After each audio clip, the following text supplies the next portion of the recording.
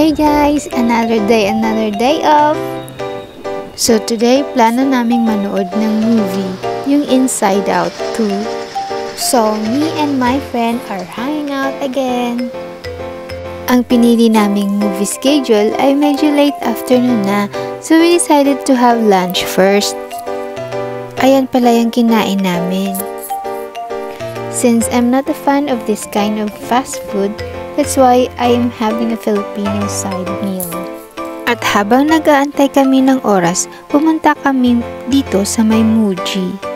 Muji is a Japanese store. Kung naghahanap kayo ng medyo aesthetic item, meron sila dito. Medyo affordable naman yung iba nilang item. Ayan, nagtingin-tingin lang kami dyan. At ang sadya ko lang talaga dyan ay yung bag kasi mura lang.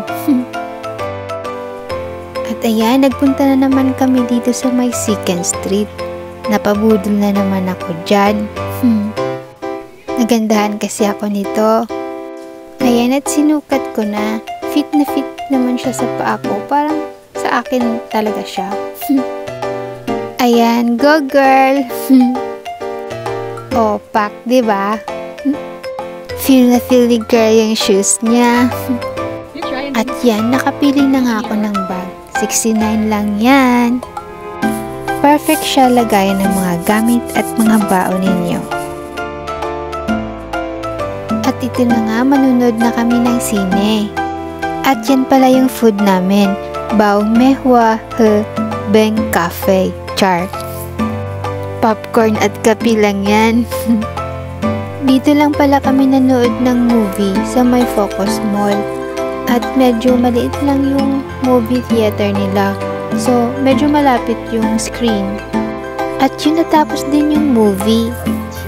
I'm not giving any reaction about the movie. So, manood na lang kayo. At yan, pauwi na kami. At dyan nagtatapos ang aming day off. Thank you for watching, guys!